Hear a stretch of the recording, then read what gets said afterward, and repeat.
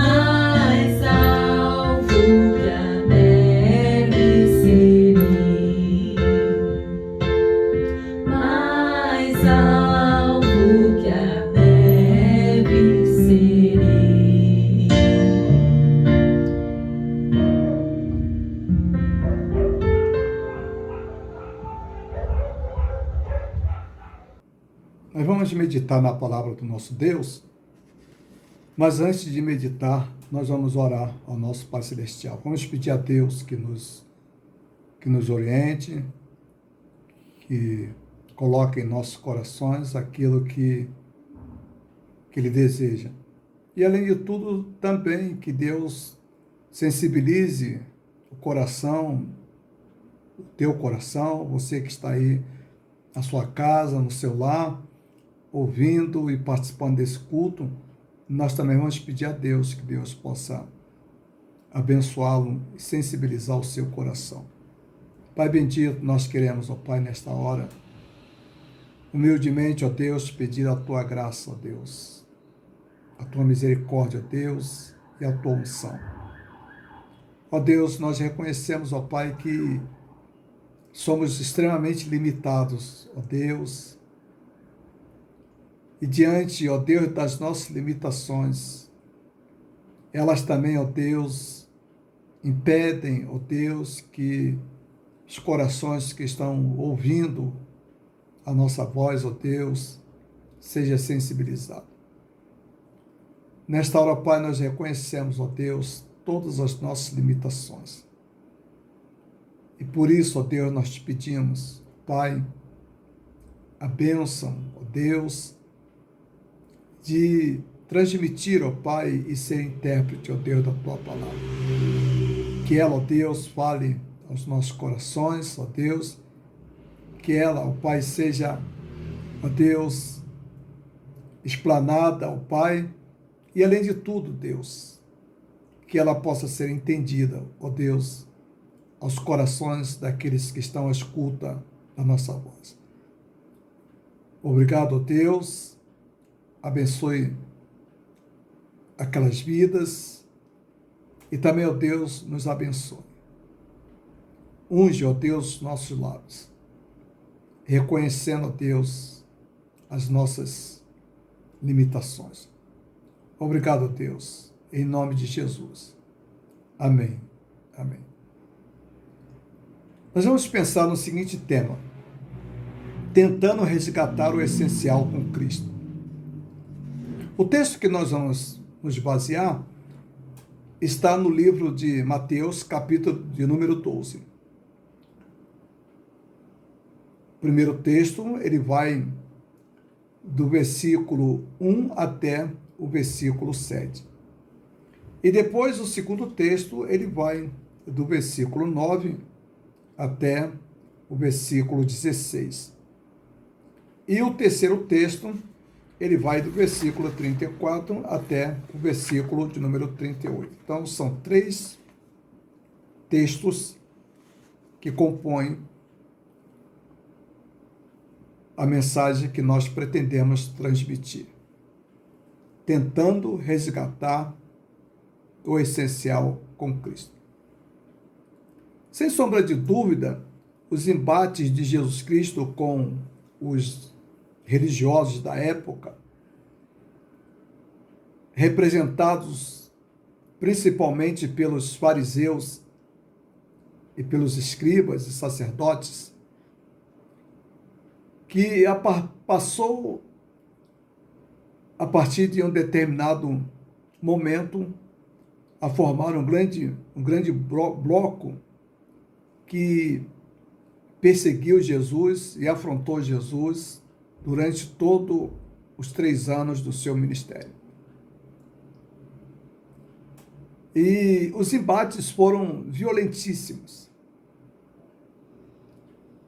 com ameaças de mortes, com zombaria, tentativa de desqualificar tudo que foi possível aquele grupo fazer contra Jesus, fizeram. E chegou no final até levaram Jesus para a crucificação, embora eles não soubessem que eles estavam cumprindo aquilo que a Bíblia, a palavra de Deus, havia prometido.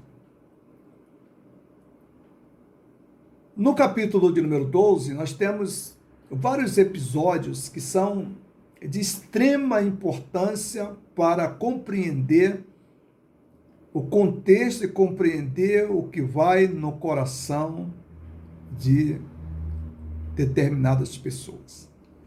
Em particular, aqui no caso dos fariseus, dos escribas, dos sacerdotes e outros grupos religiosos menores. E vejam bem que o primeiro embate de Jesus Cristo foi um embate que mostrou a tentativa de Jesus Cristo de recuperar um modelo de pessoa. Olha o que diz o texto. Por aquele tempo, num sábado, Jesus passou pelas searas. Estando os seus discípulos com fome, começaram a colher espigas e a comer. Os fariseus, vendo isso, disseram a Jesus: olhe, os seus discípulos estão fazendo o que não é lícito fazer num sábado. Mas Jesus lhe disse: vocês não leram o que Davi fez quando ele e seus companheiros tiveram fome? Como entrou na casa de Deus e comeram os pães das proposições, os quais não era lícito comer, nem a ele, nem aos que estavam com ele, mas exclusivamente aos sacerdotes? Ou vocês não leram na lei que aos sábados os sacerdotes no templo profanam o sábado e ficam sem culpa? Pois eu lhes digo que aqui está quem é maior do que o templo. Mas se vocês soubessem o que significa quero misericórdia e não sacrifício, não teriam condenado inocentes. O importante de toda essa demanda dos fariseus com Jesus Cristo, o livro de Mateus aqui destaca esse grupo, mas evidentemente dentro desse grupo nós tínhamos também sacerdotes e escribas, e além de outros, mas esses eram os representantes principais dos grupos que faziam oposição a Jesus Cristo. Notem bem que a preocupação daqueles homens, a preocupação daqueles sacerdotes, não era uma preocupação com o ser humano, não era uma preocupação com a pessoa humana, mas a preocupação deles eram com coisas secundárias, com coisas que tinham valor para eles, mas para Deus pouco representava. Eles tinham o foco principal, ou eu poderia dizer que eles têm ali dois focos principais.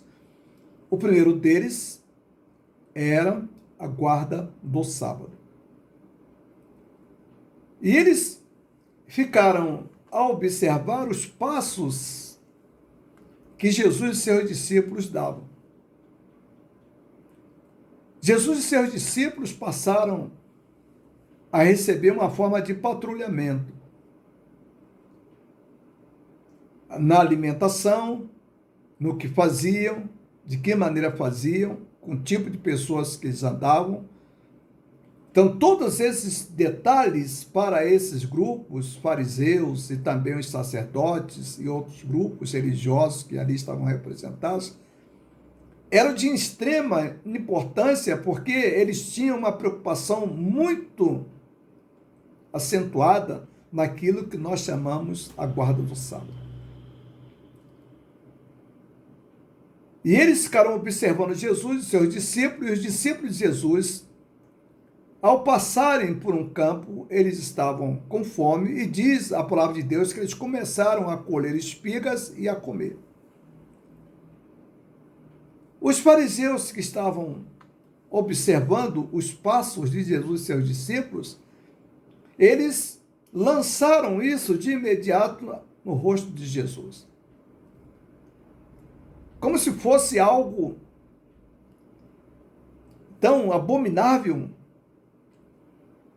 algo tão trágico na vida deles, ou nas vidas deles, como também nas vidas dos discípulos.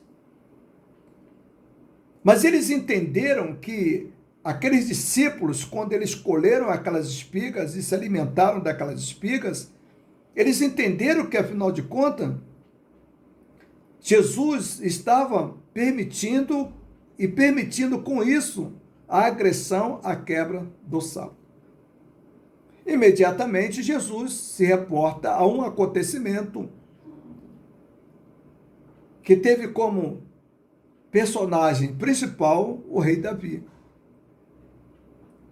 Jesus traz aquele acontecimento para que aqueles fariseus fizessem uma reflexão e depois eles chegassem à conclusão de que aquele fato ocorrido com Jesus e seus discípulos não merecia da parte daqueles homens, não merecia da parte daqueles sacerdotes, daqueles fariseus, a demanda que eles estavam empreendendo. Jesus então diz para eles: vocês viram que os homens, os soldados de Davi, eles tinham cometido, na ótica de vocês, a quebra do sábado e a quebra de uma lei. Mas aí Jesus junta os fatos, tanto o acontecimento dos soldados de Davi, juntamente com seus discípulos, e Jesus começa a destacar que o que estava presente ali, ou presente naqueles dois atos, eram exatamente a subsistência, a existência humana. A vida humana, o que estava em jogo ali era a vida humana. Afinal de contas, os discípulos de Jesus comeram porque estavam com fome. E ao mesmo tempo, Jesus também lembra que os soldados, os comandados de Davi, eles também se alimentaram porque eles estavam com fome. Então havia um fato determinante. O fato determinante, o fato mais importante ali, era a preservação ou as preservações das vidas daqueles homens. Se tinha alimento, se tinha algo à disposição, por que não se alimentar?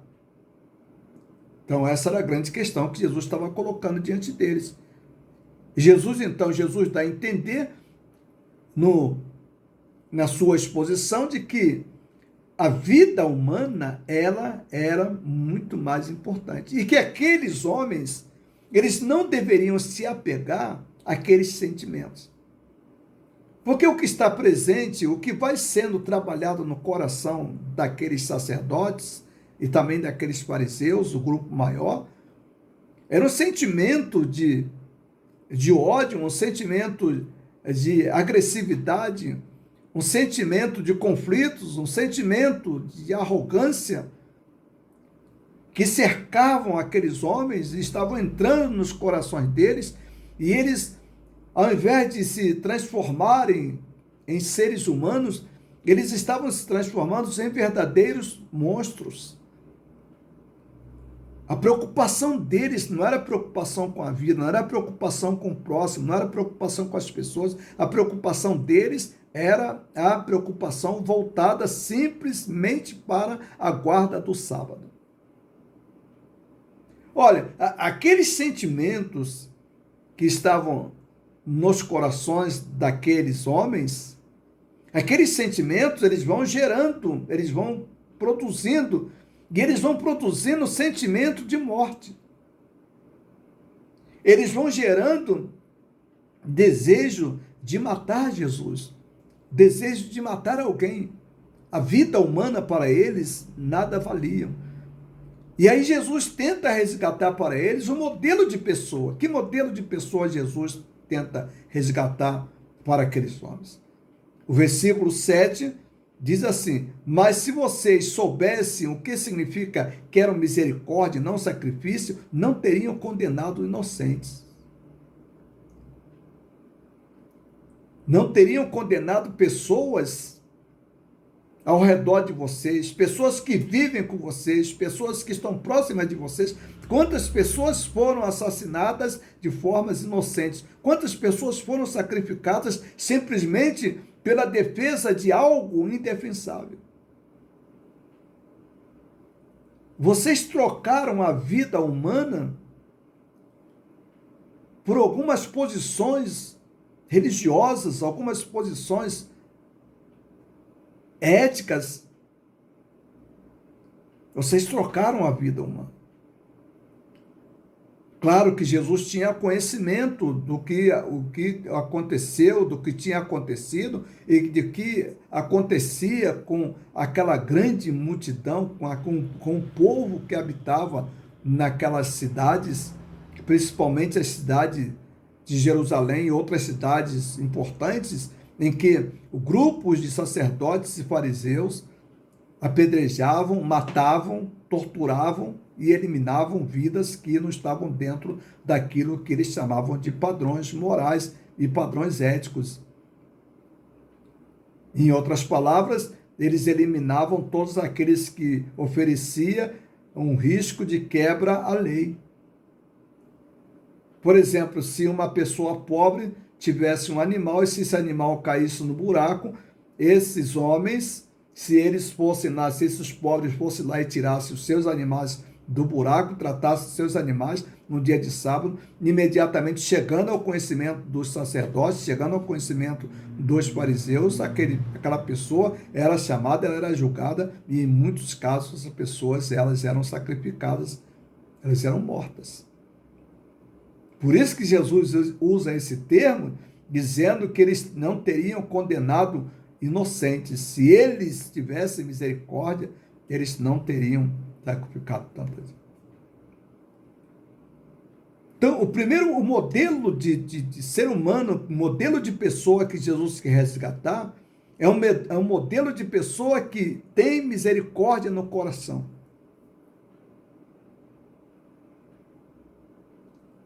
Isso estava faltando no coração, ou nos corações daqueles grupos que ali estavam, aqueles grupos representando aquela elite chamada elite religiosa, representada pelos fariseus, e que no seu interior era composta de vários outros grupos, e que até certo ponto esses grupos eles eram determinantes em termos de hierarquias. Então Jesus tenta resgatar para eles. Jesus diz para eles: olha, a vida humana, ela precisa de misericórdia. Mas eles estavam tão agarrados a princípios legais, que sentaram na cadeira de Moisés e se tornaram verdadeiros senhores, sem nenhum tipo de piedade, sem nenhum tipo de misericórdia para com a vida do próximo. Era lei de talião. Quem com ferro fere, com ferro será ferido. Olho por olho, dente por dente. A grande paixão daqueles homens era a guarda da lei, representado na guarda do sábado. Jesus disse: qual é o mais importante, o sábado ou o homem? O sábado foi feito por causa do homem ou o homem foi feito por causa do sábado? Jesus mostra para eles: o sábado foi feito por causa do homem. O sábado foi feito para que o homem descansasse. Então, não é o homem que deve servir ao sábado, mas é o sábado que deve servir de motivo de bênçãos para a vida do ser humano. E quando eles tiravam a vida de alguém, quando eles julgavam alguém, quando eles julgavam em função do sábado, o que eles estavam fazendo? Eles estavam colocando o sábado acima do ser humano. E aí Jesus disse que eles deveriam ter um coração misericordioso. O que Deus estava precisando era de misericórdia. E aí Jesus disse: mas se vocês soubessem o que significa quero misericórdia, não sacrifício, vocês não teriam sacrificados, vocês não teriam condenados, vocês não teriam levado à morte pessoas inocentes. O segundo tipo de resgate, Jesus, ele quer resgatar um novo modelo de religião.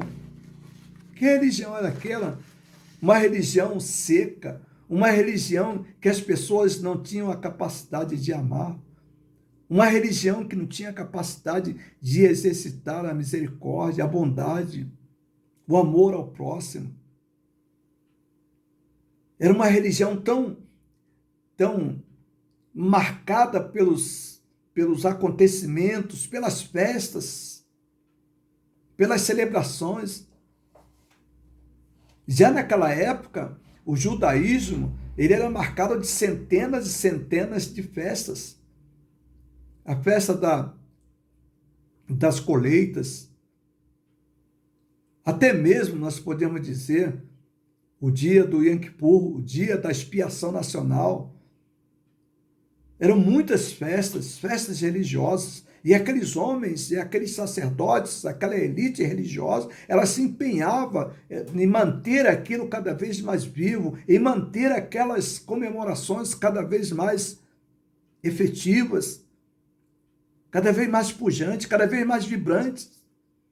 Mas ao mesmo tempo que eles faziam isso, os corações deles tornavam-se corações cada vez mais secos, mais áridos, corações mais difíceis de lidar.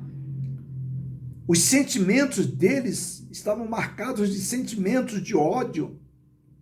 Era isso que marcava os corações daqueles homens. Jesus vai tentar resgatar para eles uma religião diferente daquela que eles estavam tendo.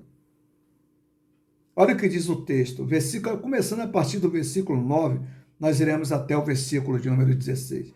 Tendo Jesus saído dali, entrou na sinagoga deles. Achava-se ali um homem que tinha uma das mãos ressecadas, ou ressequida, ou atrofiada. Então, a fim de o acusar, perguntaram a Jesus: é lícito curar no sábado? Eles estavam no templo, eles estavam na sinagoga, local de culto, e não era o local apropriado para a provocação. Os corações daqueles homens estavam tão empedernidos pelo ódio que eles não respeitavam nem mesmo o santuário, nem mesmo a sinagoga, o local de culto, nem isso eles respeitavam. Então, quando Jesus vem chegando para o templo, quando Jesus vai entrando, diz o versículo número 9, e tendo saído dali, entrou na sinagoga deles. Quando Jesus entra na sinagoga, eles pegam um homem que tinha uma das mãos atrofiadas e levam até a presença de Jesus. E no meio daqueles escribas, no meio daqueles fariseus, no meio daqueles sacerdotes, um deles pergunta a Jesus: é lícito curar no dia de sábado? Perguntaram a Jesus. Ao que lhe respondeu: quem de vocês será o homem que, tendo uma ovelha, e num sábado esta cair numa cova, não fará todo o esforço para tirá-la dali?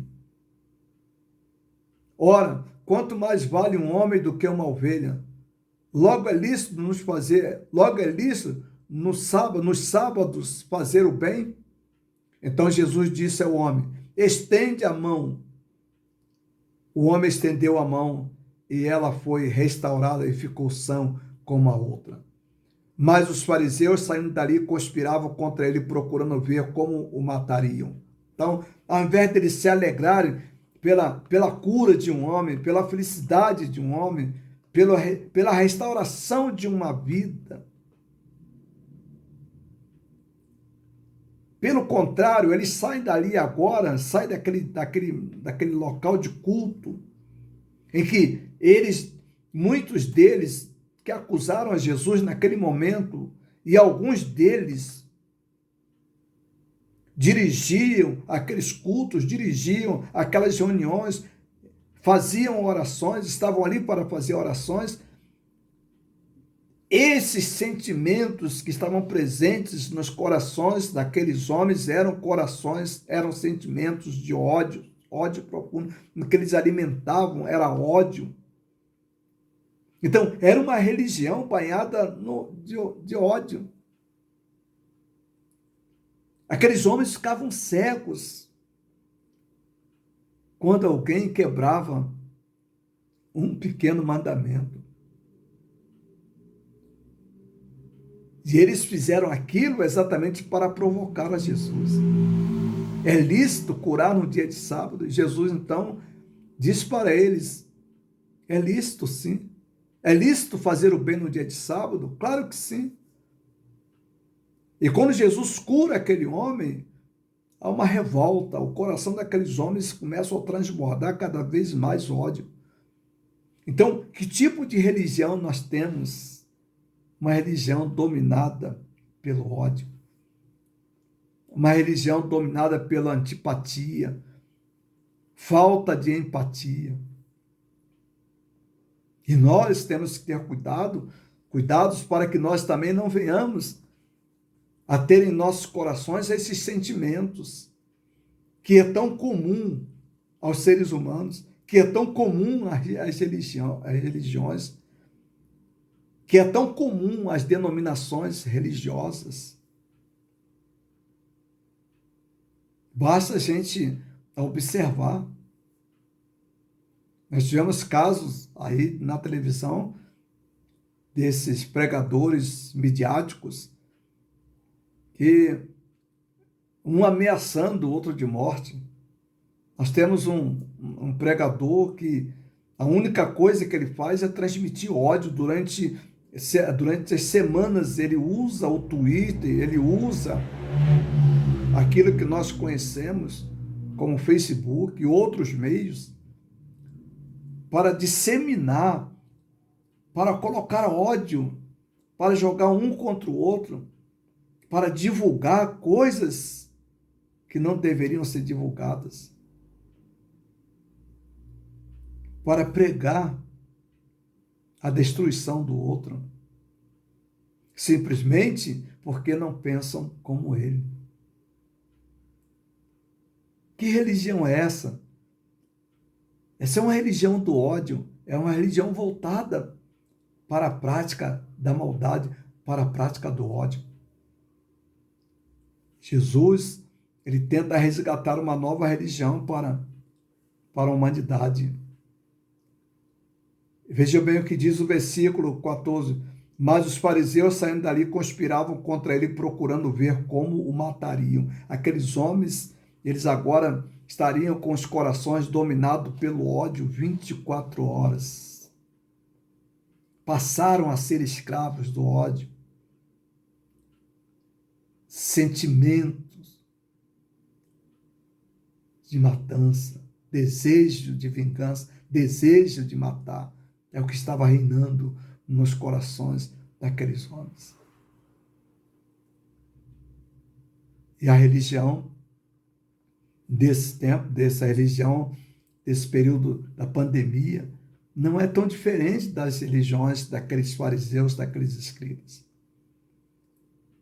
Quantos líderes religiosos estão aí transmitindo ódio, vivendo com seus corações banhados com ódio, mesmo lendo a Bíblia, mesmo conhecendo a Bíblia, mesmo estando, às vezes, ministrando.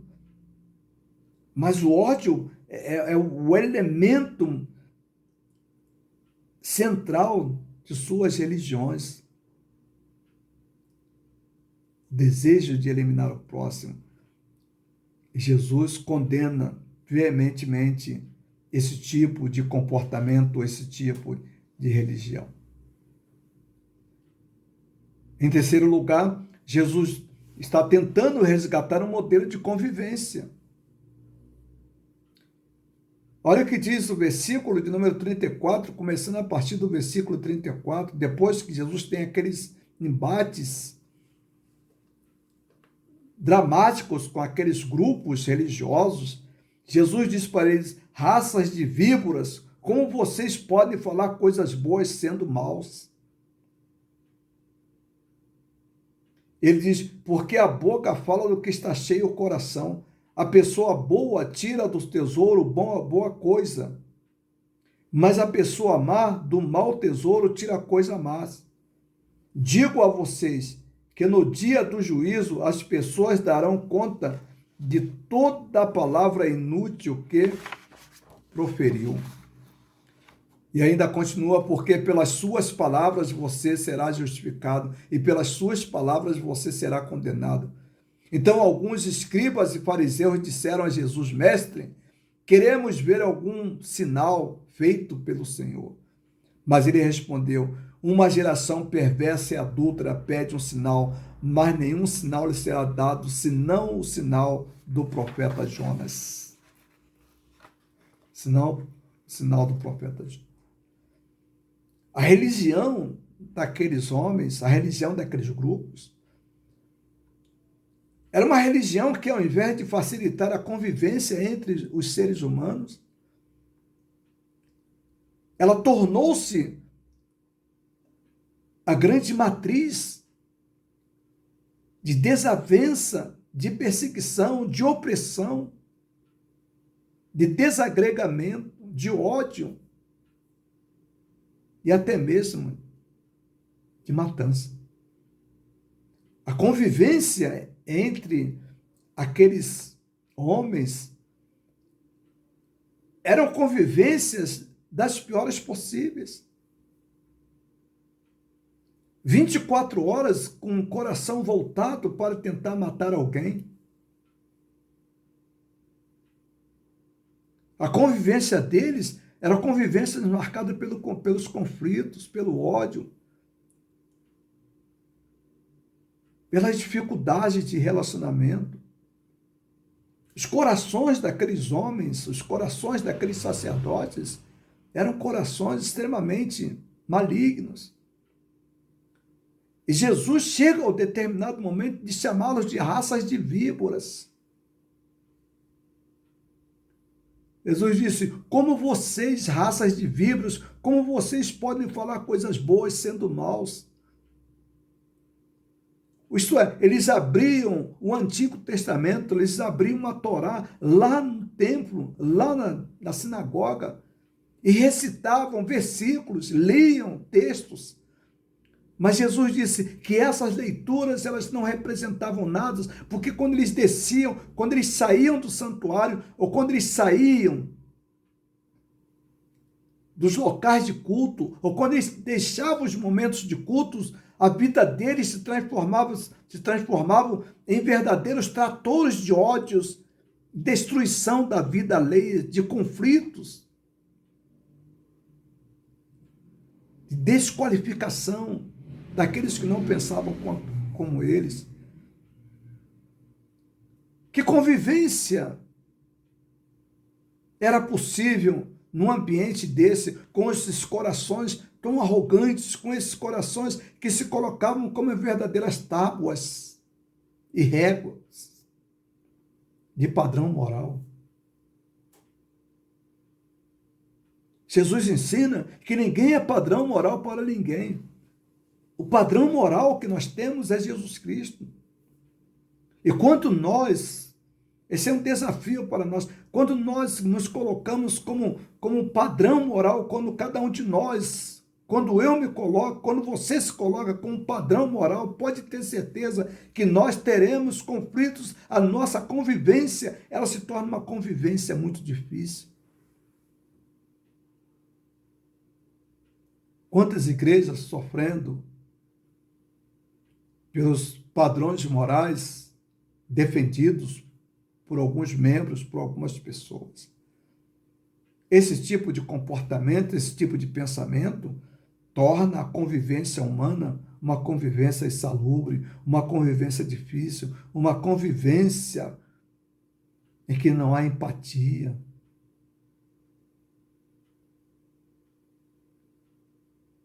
Como é difícil.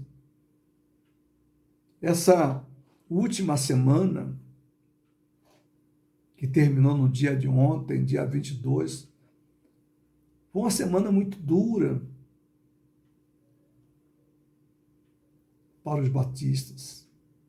Como nós perdemos membros de igreja, como nós perdemos esposas de pastores, como nós perdemos pastores. São Paulo, só nessa semana, São Paulo, eu estou falando do estado de São Paulo, perdeu 3, 4 pastores e perdeu esposas de pastores. E perdeu centenas e centenas de membros. Mas me parece que essas coisas não têm mais nos causado preocupações. A morte do outro passou a ser coisa insignificante. Estamos perdendo a empatia. Já não choramos mais com aqueles que choram. O alegrar-se é difícil, agora imagine chorar com os que choram. Estamos perdendo essa capacidade, estamos perdendo empatia.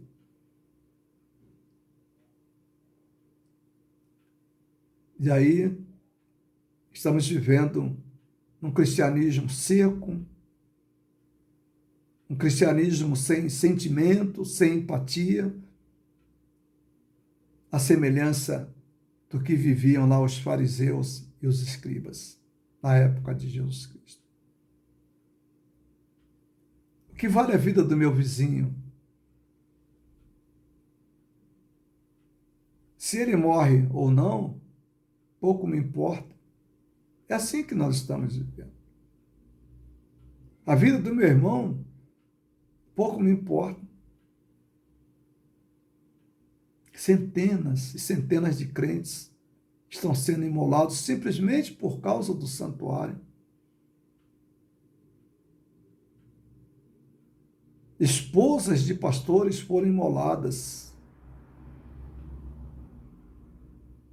Pastores foram imolados, diáconos.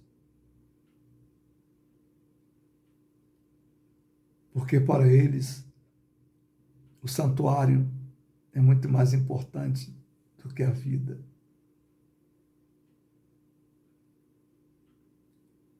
E isso tem tornado a convivência do ser humano uma convivência insalubre, uma convivência sem amor, uma convivência sem misericórdia. E a Bíblia, a palavra de Deus, nos chama a atenção.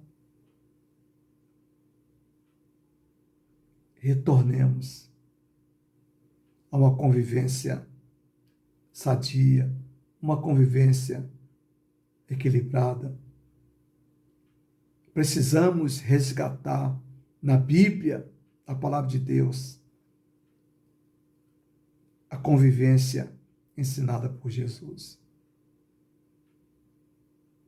Portanto, que Deus, na sua infinita misericórdia, trabalhe em seu coração. Se você não tem Jesus, você precisa tê-lo. Ele não te abandonou, ele não está longe de você, ele está muito perto de você. E o que ele mais deseja é perdoar os seus pecados. O que ele mais deseja é que você confesse os seus pecados para ele, para que ele possa perdoar os seus pecados. Abra o seu coração para Jesus. E venha para um novo tipo de vida que Jesus está oferecendo. Jesus diz, eu vim para que tenham vida e a tenham em abundância. E aí Jesus disse, lá em João capítulo 10, versículo 10, que o diabo veio matar, roubar e a destruir. E é isso que ele tem feito. Como ele trabalhou naqueles corações na época de Jesus. E como ele tem trabalhado hoje no círculo religioso. Mas Jesus, ele veio